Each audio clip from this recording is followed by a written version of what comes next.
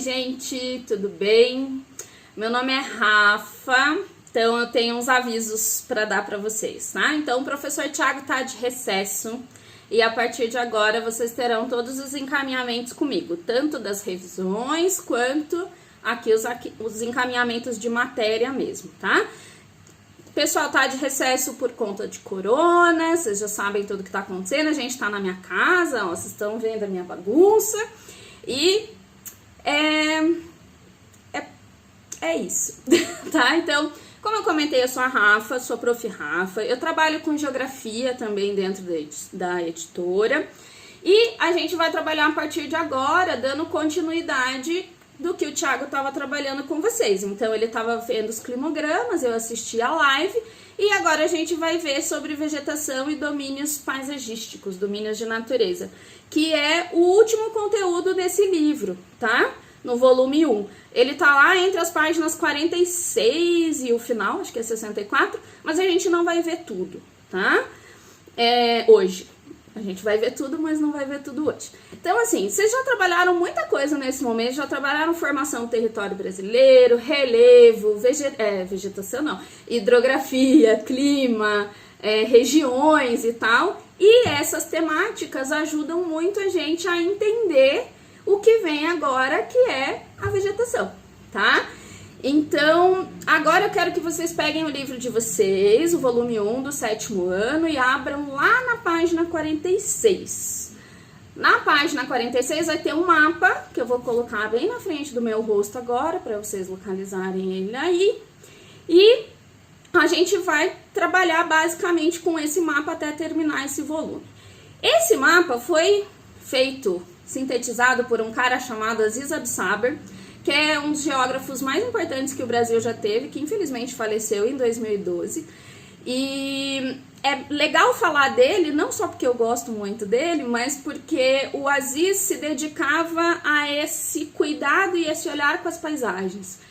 E ele fez toda essa organização de domínios de natureza, como mostra o mapa, depois de muito tempo estudando e entendendo as combinações entre relevo, clima e vegetação. Por isso que eu falei que relevo, clima vai ajudar muito a gente a entender isso agora. Porque eles se relacionam muito para formar vegetações, tá?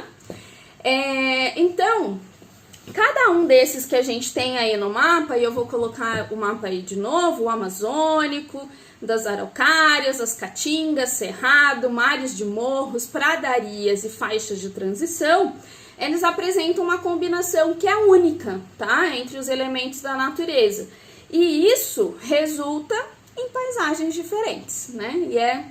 Já falei isso, mas é que eu gosto muito do Aziz. O Aziz era um grande observador das paisagens, ele olhava muito quais eram as combinações que estavam acontecendo ali. Então, eu separei hoje para a gente falar de 3 domínios. O domínio amazônico, o do mares de morros e o domínio das araucárias, tá? Então, por favor, vá lá para a página 47 agora para acompanhar comigo.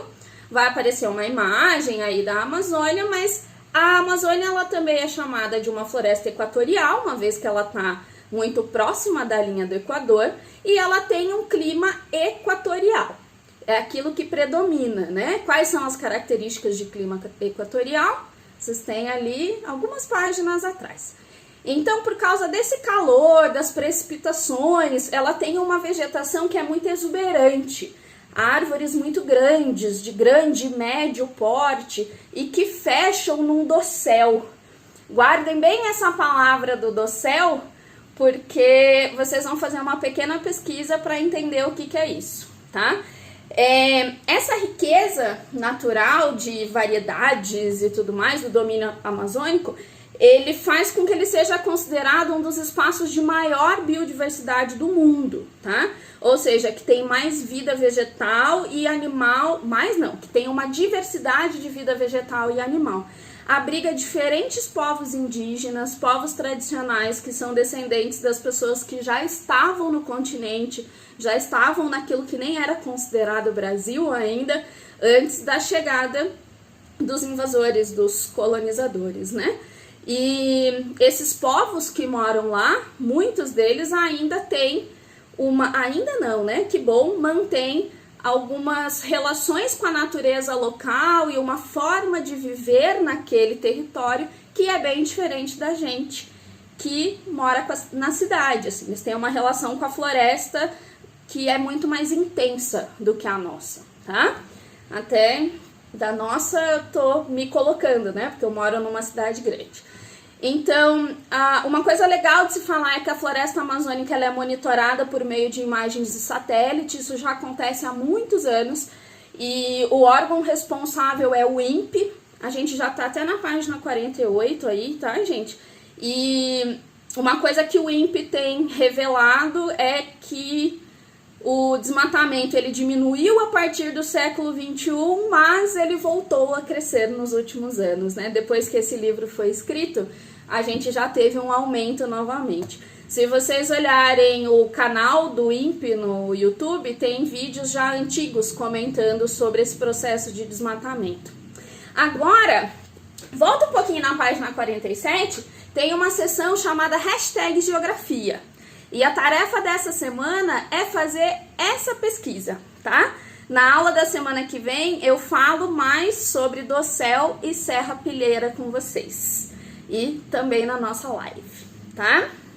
Então, tarefa, eu vou repetir, mas é essa daí.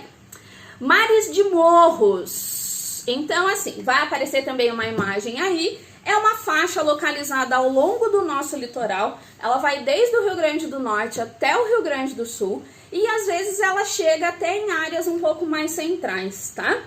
Esse domínio, né, como o nome diz, é formado por uma série de morros arredondados, por isso que quando você olha para o horizonte e vê esses mares de morro, dá a impressão que você está olhando ondas d'água, por isso mares de morros.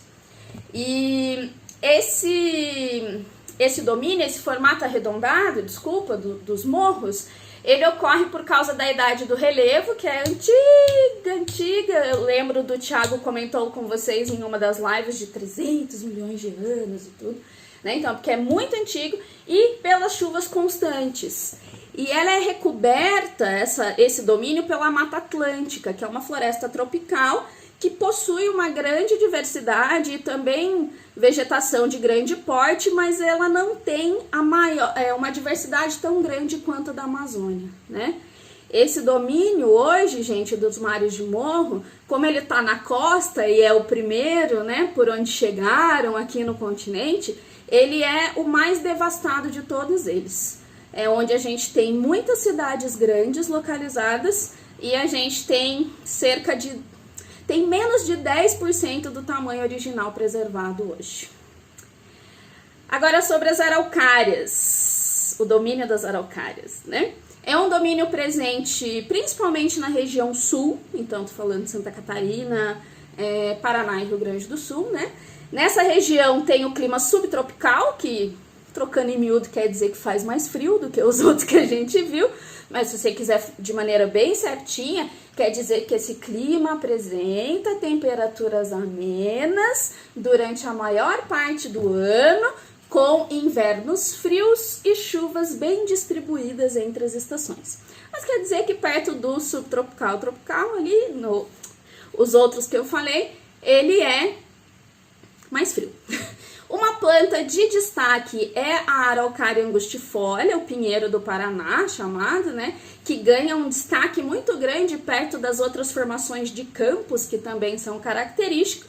E essa árvore tem uma madeira muito resistente e foi utilizada pela indústria madeireira por muito tempo durante o século XX, o que causou um desmatamento muito grande. Hoje em dia a gente tem poucas araucárias como mata nativa, né? E a maior parte delas está preservadas em reservas, tá? Não é uma parte muito feliz, né? Agora que a gente fez essa pequena fala, eu quero revisar com vocês e vou botar escrito aqui do lado quais são as tarefas dessa aula. Então, na página 47, aquela pesquisa do hashtag Geografia sobre Dossel e Serrapilheira. E na página 48, abaixo do Mares de Morros, tem uma pergunta de comparação entre mares de morros e o domínio amazônico. Então, são essas as duas tarefas, tá bom? Tchau, beijo, lava a mão.